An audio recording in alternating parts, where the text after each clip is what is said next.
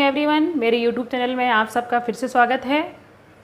आज हम पढ़ेंगे कक्षा 9 का पाठ 12 का पार्ट 2। पिछले वीडियो में हमने पार्ट 1 पढ़ा था, आज हम उससे आगे का पढ़ेंगे। वीडियो को देखने से पहले प्लीज़ मेरे चैनल को लाइक, शेयर एंड सब्सक्राइब करें और बेल आइकन दबाना ना भूलें, जिससे आपको मेरे आने वाली वीडियो की जानकारी पहले ही मिल जाएगी।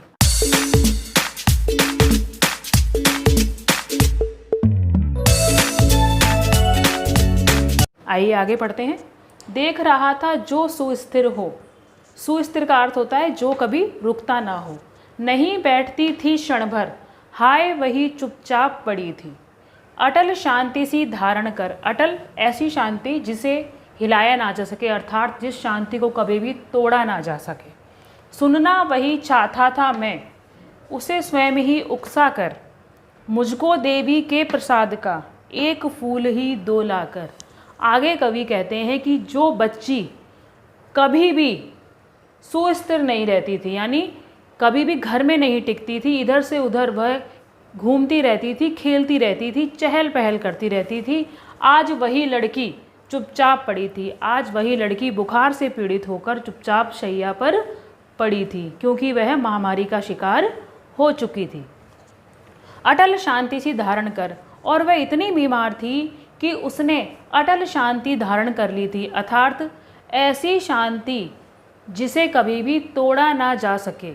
अर्थात वह इतनी चुप हो गई थी कि उसके मुंह से कोई शब्द भी नहीं निकल रहा था और वह शांति से लेटी हुई थी।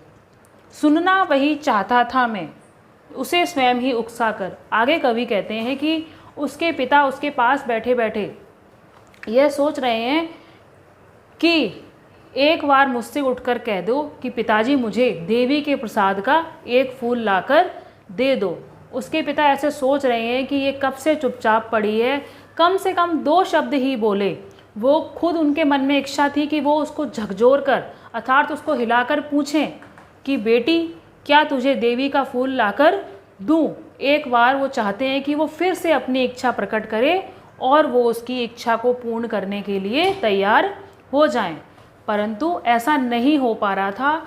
उसके पिता चाहते थे कि वह कुछ शब्द व्यक्त करे, परंतु वह बुखार से इतनी पीड़ित थी कि उसके मुंह से एक भी शब्द नहीं निकल पा रहा था। उसकी अवस्था देखकर उसके पिता बहुत ही ज़्यादा चिंतित हो रहे थे। आगे पढ़ते हैं।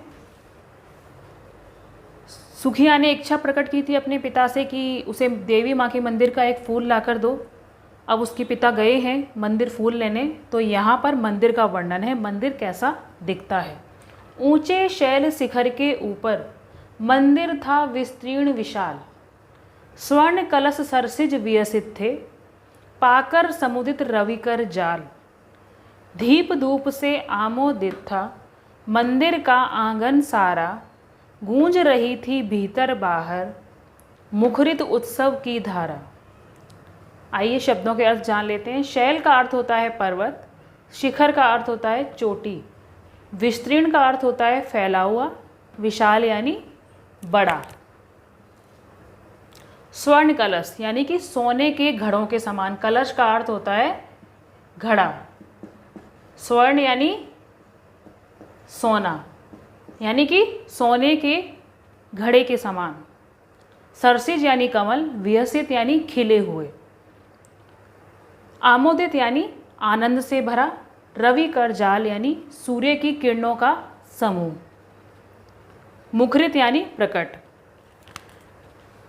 ऊंचे शैल शिखर के ऊपर, कवि कहते हैं कि पर्वत की चोटी के ऊपर बहुत बड़ा मंदिर बना हुआ था। मंदिर था विस्तीर्ण विशाल, और वह मंदिर बहुत ही बड़ा था और काफ़ी बड़े क्षेत्र में फैला हुआ था। स्वर्ण कलश सरसिज विहसित थे, और मंदिर के आंगन में कमल के फूल खिले हुए थे। इस लाइन को ध्यान से समझिएगा। मंदिर के आंगन में जो कमल के फूल खिले हुए थे वो ऐसे लग रहे थे जैसे कि वो सोने के घड़े हों। सोने के घड़े जैसे क्यों लग रहे थे? पाकर समुदित रवि कर चाल। मंदिर के आंगन में जो कमल के फूल खिले हुए थे, जब उन पर सूर्य की किरणों का प्रकाश पड़ता था, जब उन पर सूर्य की किरणों का प्रकाश पड़ता था तब वो दूर से ऐसे प्रतीत होते थे जैसे कि सोने के घड़े रखे हुए हों। दीप धूप से आमोदित था और मंदिर का वातावरण इतना आनंद से भरा हुआ था कि वहाँ पर बहुत से दीपक जल रहे थे, धूप और अगरबत्तियों की खुशबू आ रही थी, यानी बहुत ही आनंदमय वातावरण था।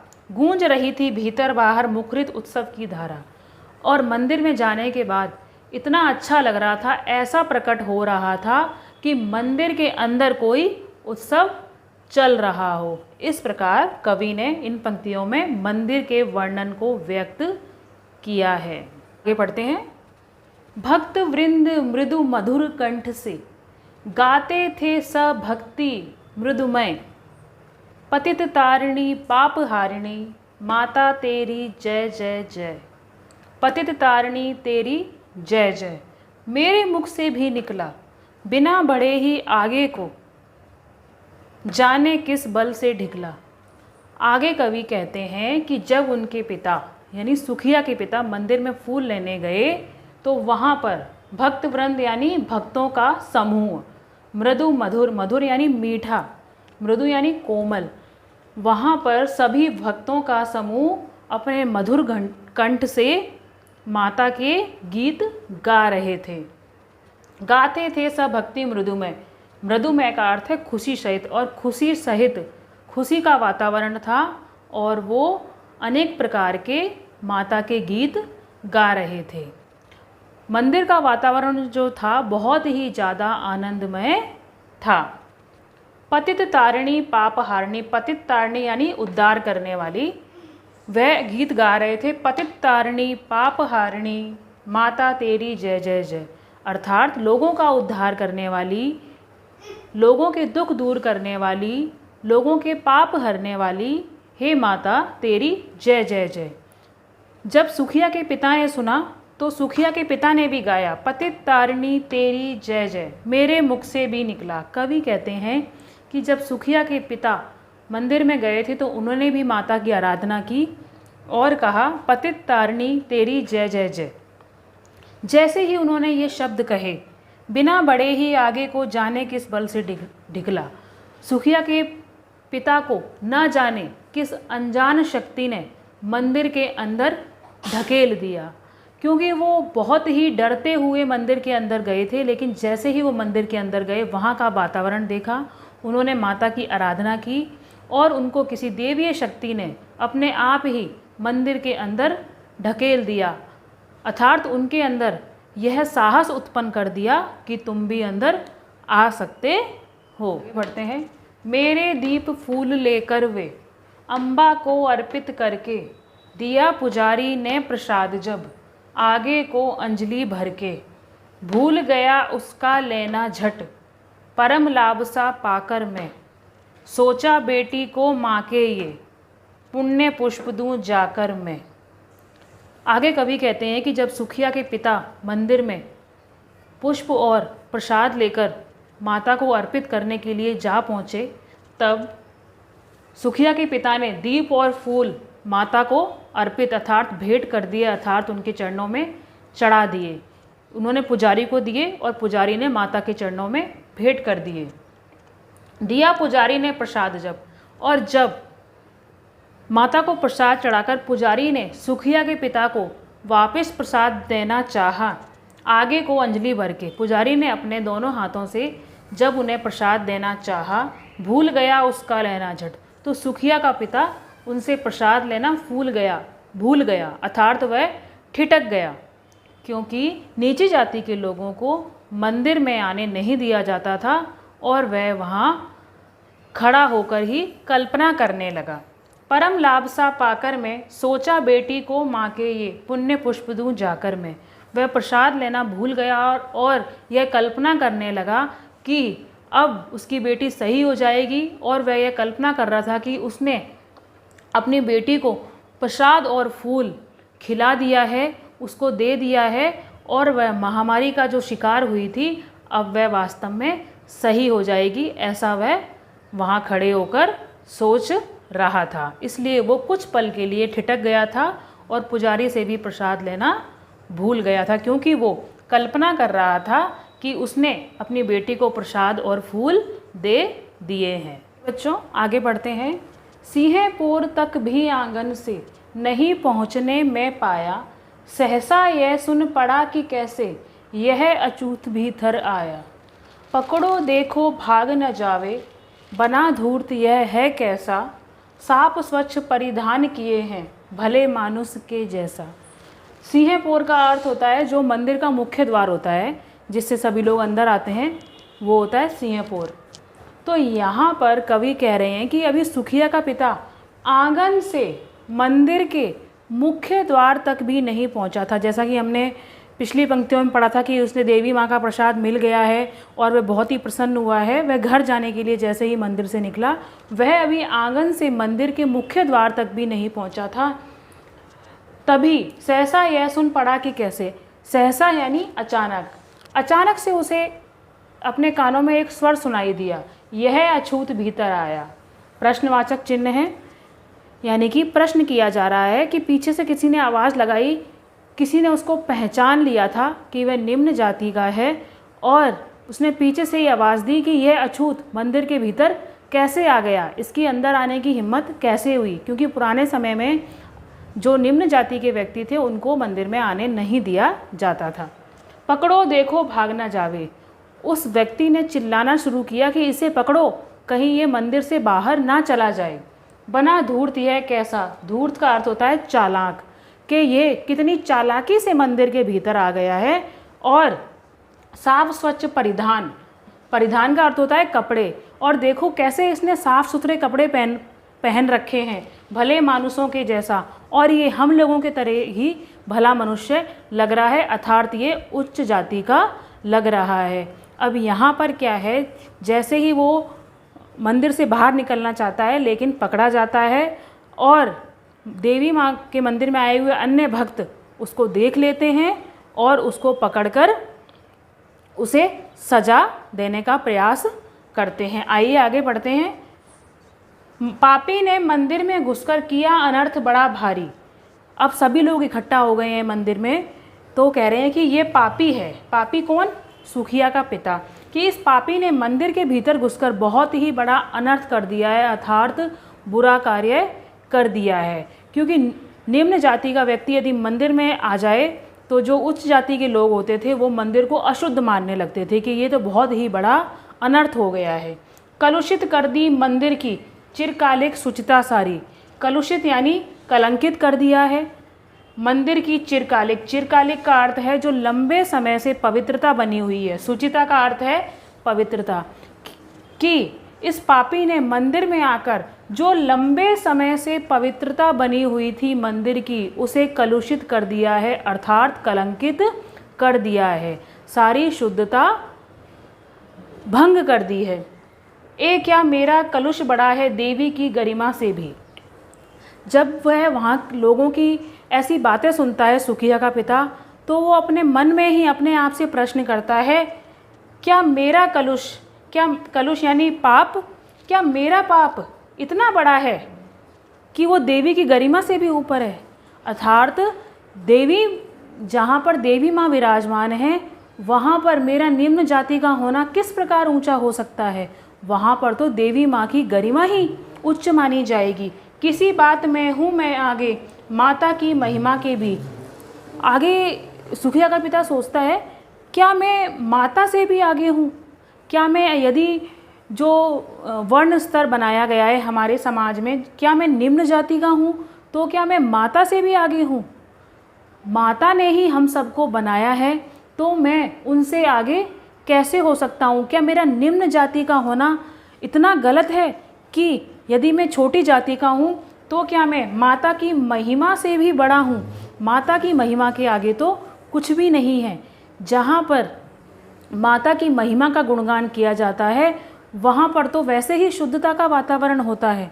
मैं उनसे बड़ा कैसे हो सकता हूँ? इस संसार को तो माता ने ही रचाया है, तो मैं उनसे बड़ा कैसे हो सकता हूँ? यह प्रश्न बार बार सुखिया के पिता के मन में आता है। आइए आगे पढ़ते हैं। माँ के भक्त हुए तुम कैसे, करके यह विचार खोटा। जब सुखिया के पिता ने अपनी सफाई देनी शुरू की तो उन्होंने कहा कि तुम मुझे माता से ऊंचा समझ रहे हो, भाई मेरे आने से मंदिर अशुद्ध कैसे हो सकता है जब यहाँ पर पवित्र माता विराजमान है। ऐसा विचार करके तो तुम माता को ही छोटा कर रहे हो।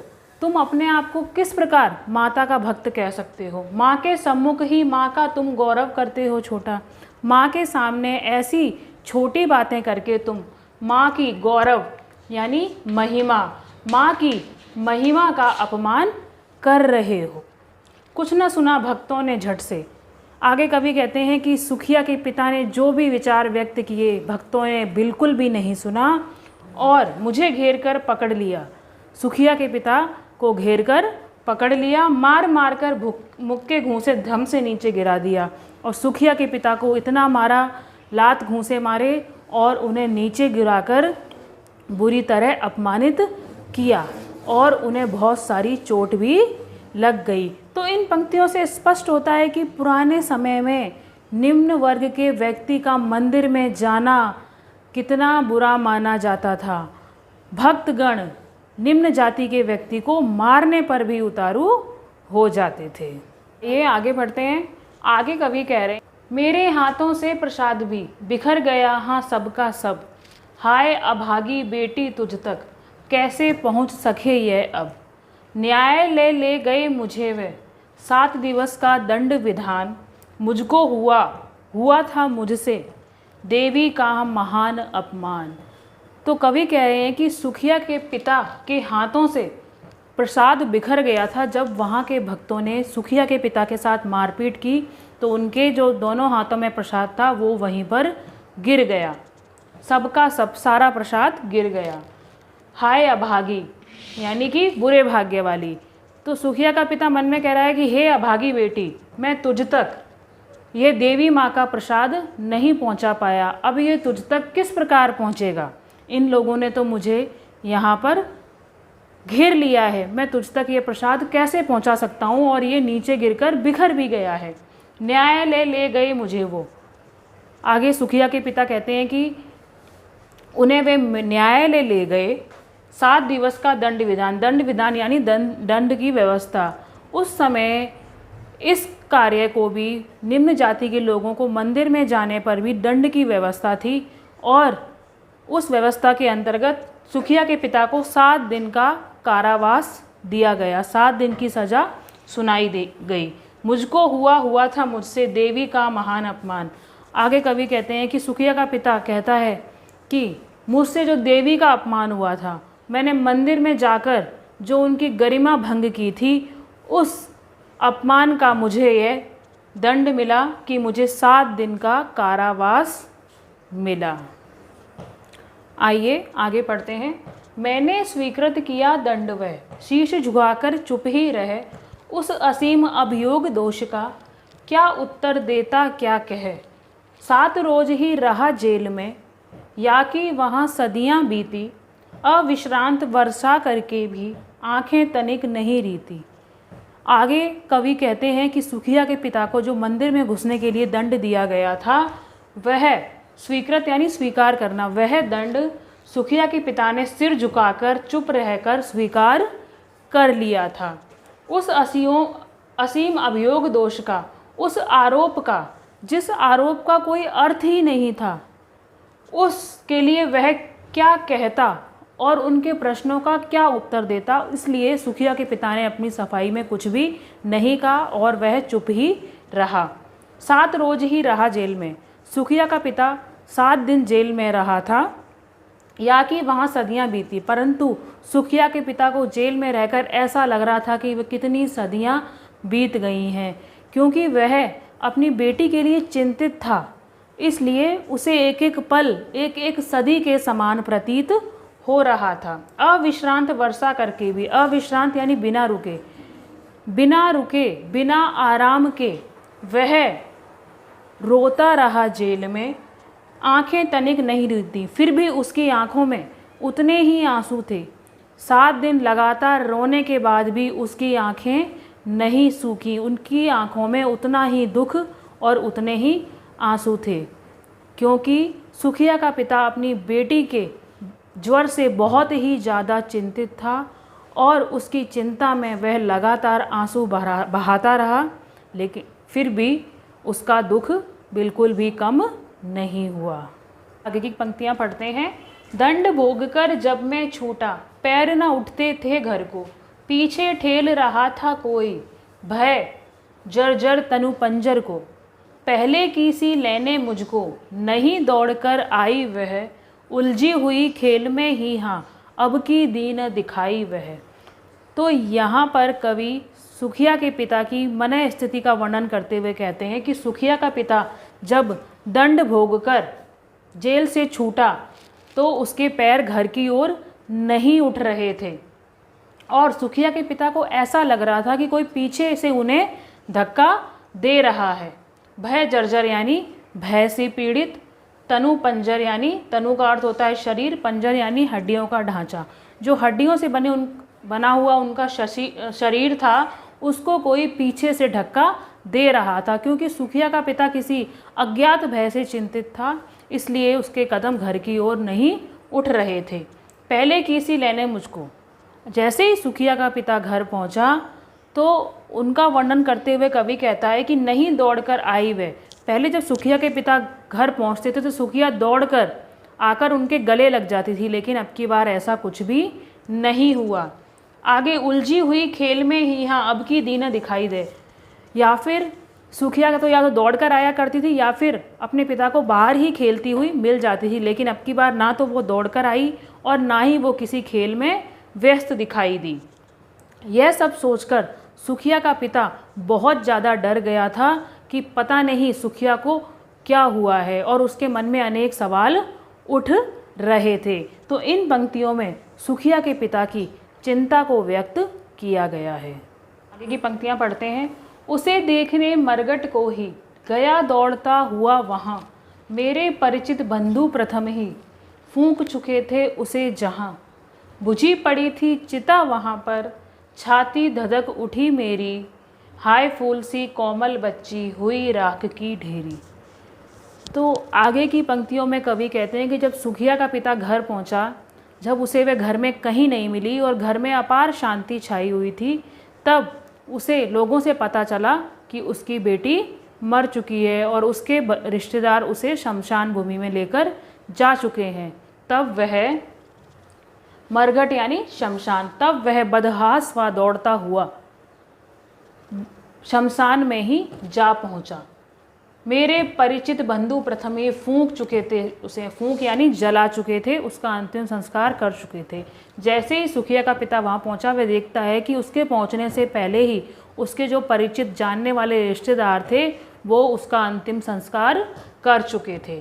बुझी पड़ी थी चिता वहाँ पर और उसकी जो चिता थी वह भी पूरी जल चुकी थी, छाती धधक उठी मेरी। जब सुखिया के पिता ने यह दृश्य देखा तो यह देखकर उसकी छाती जल उठी, अर्थात उसे बहुत ही ज़्यादा पीड़ा हुई। हाय फूल सी कोमल बच्ची हुई राख की डेरी। तो यहाँ पर जो फूल सी बच्ची कहा गया है सुखिया को, और वह किस में बदल गई है? राख की ढेरी में। तो यहाँ पर सुखिया का पिता अपनी बेटी के लिए कह रहा है कि जो मेरी कोमल सी बच्ची थी अब वह राख के ढेर में परिवर्तित हो गई है, अर्थात वह मृत्यु को प्राप्त हो गई है। अंतिम बार गोद में बेटी तुझको ले न सका मैं हाँ, एक फूल माँ का प्रसाद भी तुझको दे न सका मैं हाँ। तो आगे की पंक्तियों में सुखिया के पिता का दुख व्यक्त हुआ है। कवि कहते हैं कि सुखिया का पिता कह रहा है कि हे बेटी, मैं तुझे मरते समय भी, अंतिम समय में भी मैं तुझे गोदी में न ले सका। एक फूल, जो तुमने मुझसे एक फूल मांगा था देवी माँ के प्रसाद के रूप में, वह भी मैं तुम्हें नहीं लाकर दे सका। तो सुखिया के पिता को अपने आप पर बहुत ज़्यादा पछतावा हो रहा है कि उसकी बेटी को ना तो वो अंतिम समय में प्यार दे सका, ना उसे गोद में ले सका और ना ही वह अपनी बेटी की इच्छा पूरी कर पाया। तो बच्चों, इस प्रकार हमारा पाठ खत्म होता है। और यह कविता आपने पढ़ी, ये बहुत ही मर्मस्पर्शी है। मन को छूने वाली है कि किस प्रकार पुराने समय में नीची जाति के लोगों के साथ बुरा व्यवहार किया जाता था।